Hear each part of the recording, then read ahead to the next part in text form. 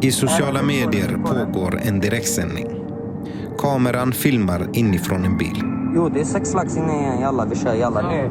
Över 6 000 personer följer en av Sveriges största artister live i appen. Nu är ni får höra det. Varför spelar du min bror för? Du är inte den bror. Det är en konflikt som håller på att trappas upp. Och knappt 1 år senare så kommer han att vara död.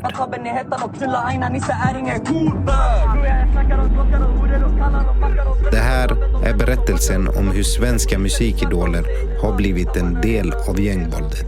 Idag så är gangsterrappen i Sverige väldigt nära förknippad med faktiskt grov kriminalitet. Och om hur krigen utspelar sig helt öppet i barn och ungas mobiler. Alltså du kan ju googla och få ett vapen när du vill. Du kan ju googla och se exakt vad du vill se, hur gammal du än är. Hela den här gangsterpsykosen, det är ett par knapptryck bort bokstavligen. Mitt namn är Dennis Franco och du lyssnar på P1 Dokumentär miniserie Gängkrigen på sociala medier. Andra delen. Gangsterrap. Let's get it, man. Team 600. Shout to LA. Jag kan säga att det är en motsvarighet till gangsterrap. Det är extremt destruktiv, aggressiv musik som skapades av unga afroamerikanska män i södra sidan Chicago. Så när jag var 15-16 då upptäckte jag jämnåriga som gjorde väldigt, väldigt tilltalande musik. Det var så här rått autentiskt. Så jag blev kär i det där och då. Det var i början av 2010-talet som Luai Mohajeb upptäckte den amerikanska drillmusiken.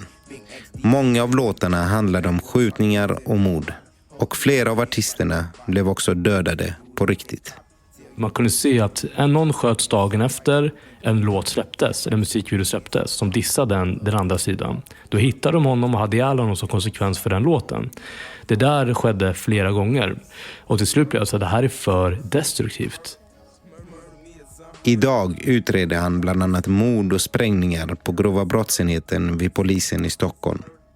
Och under de senaste åren har han tagit avstånd från drillmusiken. Och sen när jag börjar ta avstånd från det så ser jag samtidigt hur det tar fart i Sverige. Och det är såklart att jag blir orolig direkt. Och det är därför jag var så himla tidig med att kritisera gangsterrapmusiken och den kulturen som jag visste skulle skapas runt det. Det är kulturen som innefattar en syn på vapen, innefattar en syn på droger, innefattar en syn på mord i gängmiljö. Och den påverkan på unga personer, jag har svårt att se att den annat är negativ.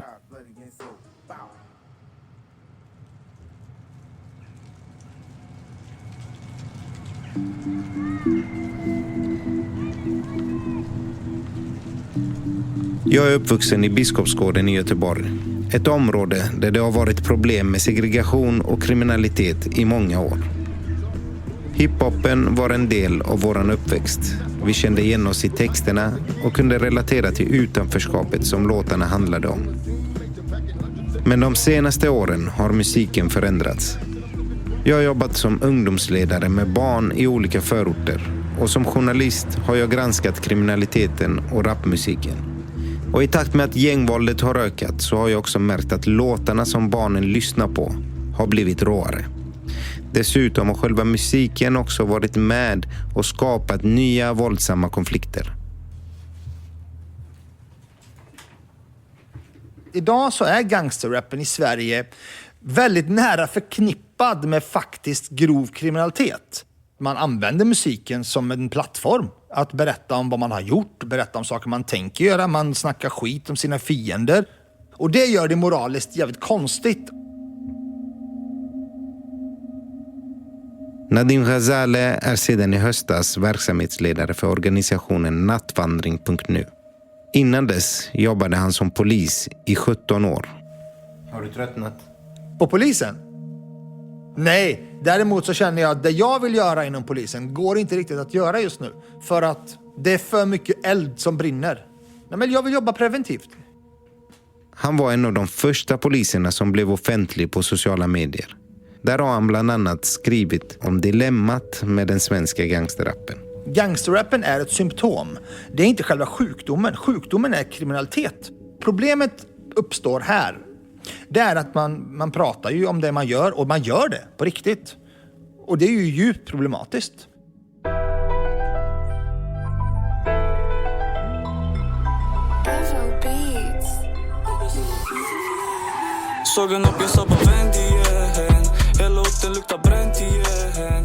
De senaste åren har flera kända rapartister kunnat knytas till grova våldsbrott i gängmiljön.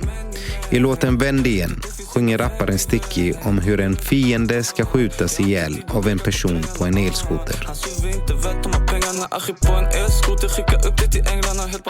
I videon syns skjutvapen och kort efteråt sker ett mord i Växjö där en person blir skjuten just på det sättet som beskrivs i låten. Polisen hittar 2 pistoler hemma hos Sticky. Han blir inte åtalad för mordet, men misstänks för att vara inblandad. Och han döms senare för grovt vapenbrott. I rättegången får han frågor om sina låttexter och hur verkliga de är. Mina texter är fiktiva berättelser. Det är på samma sätt som en regissör skriver en skräckfilm och han är inte en seriemördare för det. Var får du inspiration från detta? Vad jag får inspiration för det? Ja. Ja, från verkligheten, det som händer i Sverige. Och det finns fler exempel.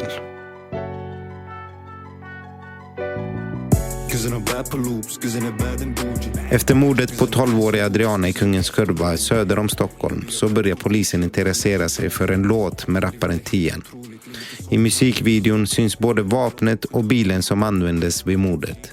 Och Tian döms senare till 4 års fängelse för grovt vapenbrott.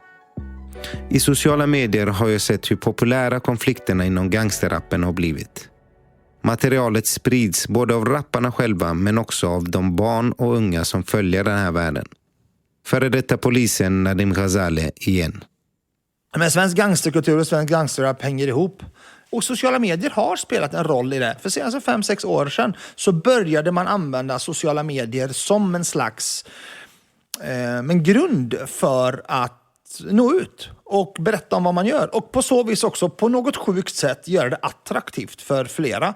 Och inte bara för flera att vara med i det kriminella gänget utan för flera att ta del av innehållet, att konsumera den kriminella livsstilen eller kulturen på något sätt. Och där är sociala medier ett perfekt verktyg, tyvärr, för de här kriminella krafterna.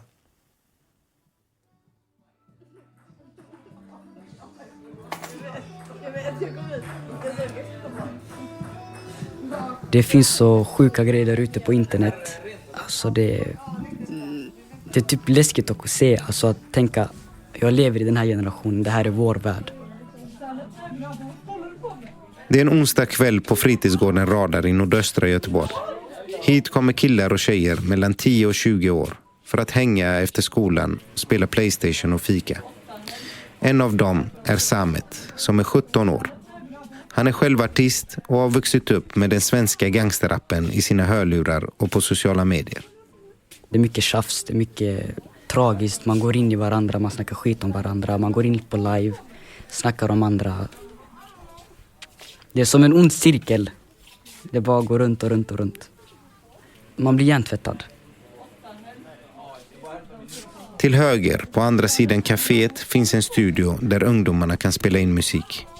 Samet sätter på en låt som han har gjort under artistnamnet S-Glogov. Du har släppt en låt, eller? Ja, jag har släppt hur många låtar? 4 tror jag låtar jag har släppt på Spotify. Du rappar, eller? Jag sjunger på. Du sjunger? Jag har aldrig sagt att det har varit lätt någonstans. Jag fick aldrig visa folket vad jag fucking kan. Det jag menar med det, som jag säger, jag har aldrig sagt att det har varit lätt någonstans. Jag fick aldrig visa folket vad jag kan. Alltså folk kanske inte vill lyssna för att jag visst kommer från ett visst utsatt område. Man har fördomar. Så vi måste visa folk vad vi kan. Samet är en av, eller S-Glogov, han har varit en av dem från den nya generationen här. Och som hämtar ett riktigt fint, djupt budskap till alla sina låtar. Och som har riktigt vettig text där i. Så jag är riktigt stolt över dem. Obed Chavez Cuero är fritidsledare på Radar. Han är själv rappare och hjälper Samet som producent och manager. När han växte upp så fanns inte den svenska gangsterrappen på samma sätt. Dock har hiphopen alltid varit provocerande, säger han. den här typen av musik, innehållet, det är inte nytt. Det har alltid funnits. Och vi lyssnade på dem också. Men det var inte lika öppet. Just nu så är det mycket vanligare att det spelas överallt hela tiden. Det är en sak som har blivit populär och det blir normen. Det är hela deras värld, du vet.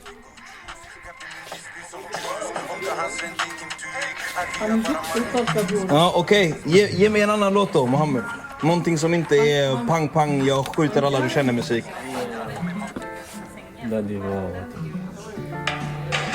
Så en kärlekslåt istället. Mycket bra, man.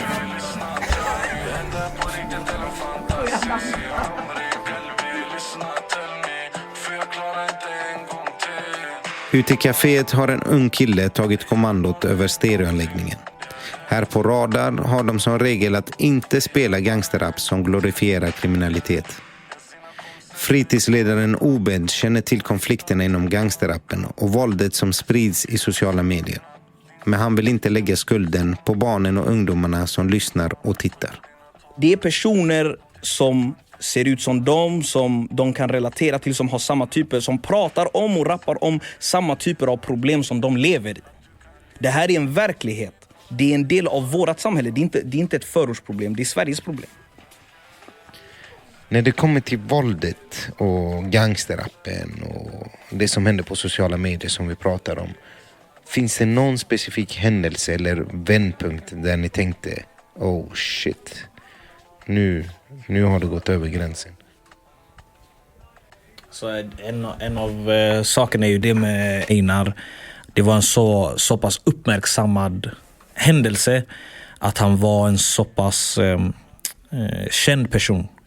Och att det kanske öppnade upp ögonen för en större del av landet att det här händer, att det kan hända vem som helst, att det inte spelar någon roll hur känd man är och att det kan påverka oss alla.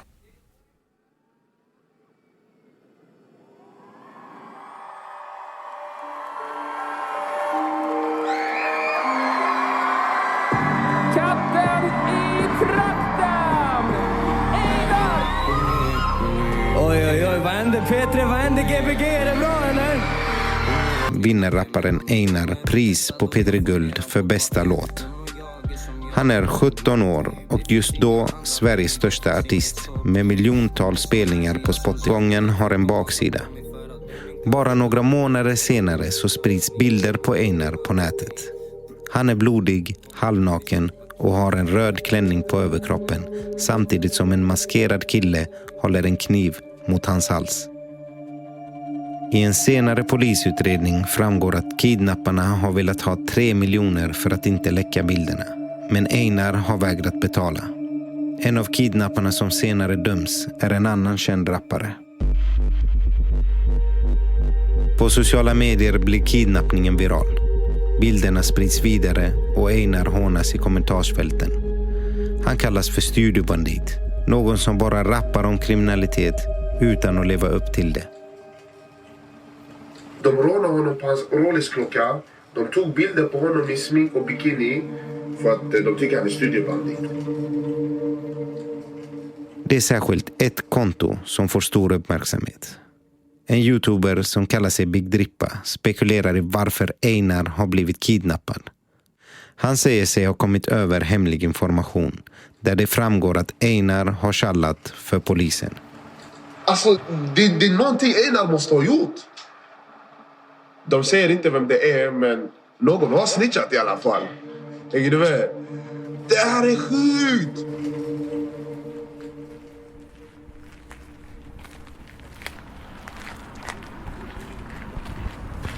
Jag har för mig att när det gäller Einar så hade Einar precis blivit kidnappad vid den här tiden. Så det här var strax efter kidnappningen av Einar. Och jag kände Einar personligen. Och det var då jag blev inblandad på något sätt. På ett kampsportgym i Solna träffar jag Victor de Almeida. Han är youtuber och har kanalen Dialogiskt.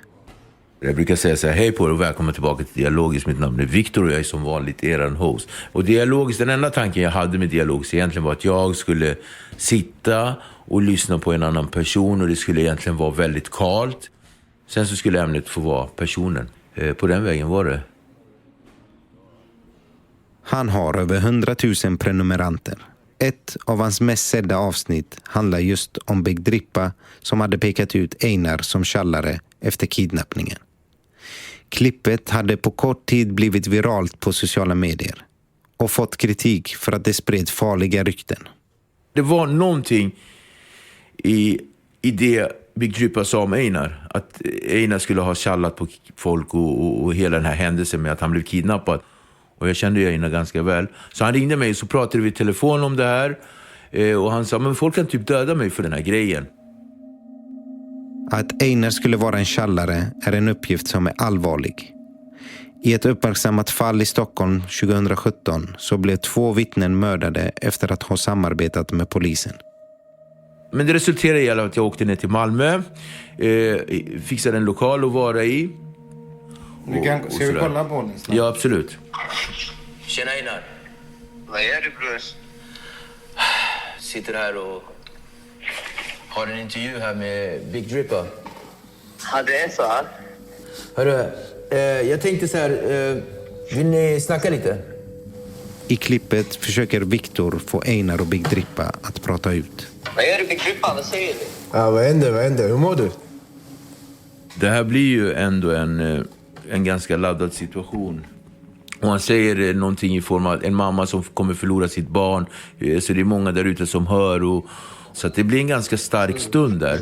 Men bror, du går igenom grova saker. Du går igenom om att folks liv har försvunnit. Förstår du? Du går igenom om mammors barn som har blivit skjutna på öppen gata. Du går och pratar om att jag har golat. Du vet, du får hela Sverige att tro på de här sakerna du säger. Förstår du? Vad tänker du när du ser det här i efterhand?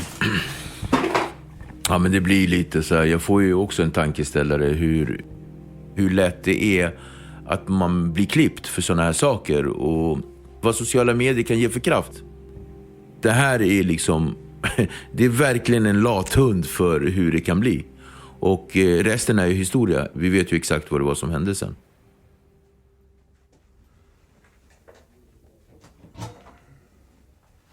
Einar är en perfekt symbol. Hur man indoktrineras in i en viss typ av gangstermentalitet. Det verkligen belyser i mina ögon är faktiskt vad gangsterismer, vad fascination och attraktion till gangsterkultur gör med en ung person.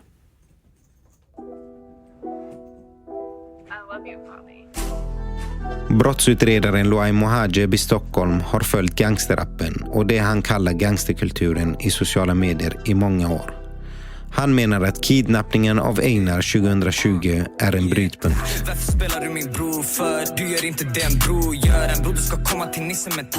Efter kidnappningen så började Einar göra nya låtar. I en av videorna ser man vapen och han rappar på ett nytt sätt om konflikterna.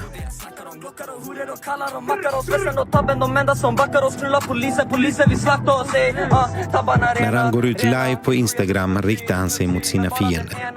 En av dem är rapparen som senare dömdes för att ha deltagit i kidnappningen. I en annan låt rappar Einar om hans bror som blivit mördad. Och snacket på sociala medier blir att Einar har varit delaktig i mordet. I kommentarsfältet skriver en av tittarna en varning. Du kommer att bli klippt.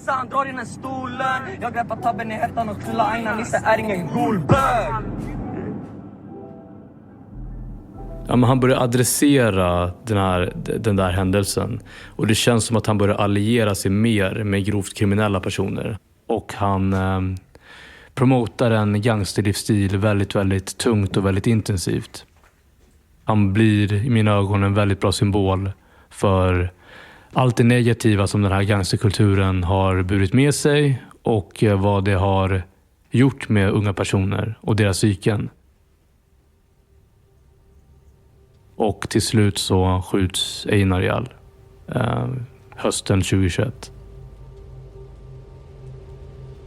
En person sköts till döds i Hammarby sjöstad i södra Stockholm igår kväll. 22:50 så fick vi in uppgifter om en person som var skjuten med flera skott. Det är oktober 2021 när Einar blir mördad utanför en lägenhetsport. Han levde då med skyddad identitet på grund av hotbilden mot honom. På sociala medier sprids bilder av hans döda kropp. Och mängder av konton spekulerar i vad och vem som låg bakom mordet. Skyttarna ser till att Einar är död och filmar honom som bevis. Einar ska ha träffats minst 2 gånger. Han hade fyllt 19 år bara månaden innan.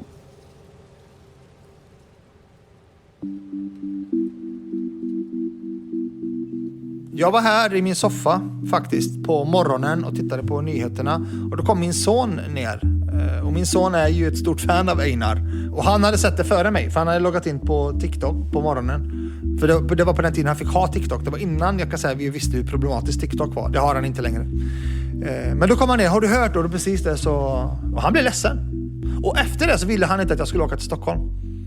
För honom blev Stockholm synonymt med otrygghet. Ja, det var sjukt.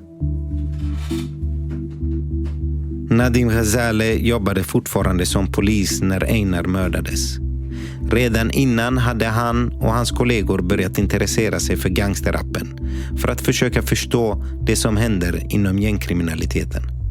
Vi har ju använt vissa av deras saker i förundersökningar och i spaningssyfte och underrättelsesyfte. Man kan ju följa en raptext och faktiskt lista ut nästa steg i en kriminell aktivitet. Men mordet på Einar var ändå något nytt, säger han. Einar blev nog det tydligaste exemplet på att gangsterrappen är verklig. Den är inte bara en illusion, eller den är inte längre bara konst. Utan den blev verklighet på något sätt. Att fiender man hade pratat om, saker man hade pratat om, faktiskt resulterade i saker i det riktiga livet. Och Nadim Ghazaleh menar att våldet inom gangsterrappen kan påverka de barn och unga som följer konflikterna i sociala medier. De lyssnar på den, de ser på tv eller läser på sina sociala medier vad som har hänt. För vissa barn så väcker det avsmak, andra liksom blir nyfikna och vill konsumera det som en tittare. Men det finns en kategori som känner en lockelse till det. Och den kategorin måste man se upp med. Där har vi en växande skara pojkar, vill jag påstå, som verkligen ser det här. Det här känner jag att jag vill göra. Det är riktigt farligt.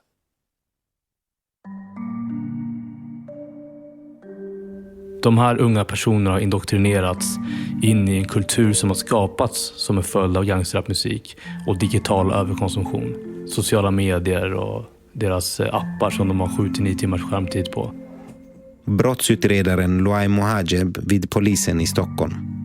Det öppnas upp en portal i deras huvuden, en attraktion, en fascination till den här livsstilen. För vem vill inte vara som sin favoritrappare? Vem vill inte känna av den känslan av att liksom imitera det de ser upp till? Sitta i en bil bara med en pistol i knät och bara åka runt någonstans och röka weed. De vill känna den känslan i högre utsträckning för att det är det de har konsumerat sedan de var 12 år gammal. Ungdomskulturen är totalt marinerad i prokriminella värderingar. Och mycket är på grund av den här kulturen som har skapats kring gangsterrapmusik och hela den världen. I nästa avsnitt. Okej. Det är dags. En helt ny utveckling startar. När en gängledare sprider propaganda inför 10-tusentals tittare live i sociala medier. Hörde jag man, jag Benzema eller? Helt sjukt att se så många live-tittare, så många som kommenterar, så många barn som kommenterar. De blir liksom lite som superstjärnor, de här gängmedlemmarna. Det handlar ju om att de också vill sprida en viss typ av fruktan så att andra människor ska vara både rädda för dem men också lyda under dem.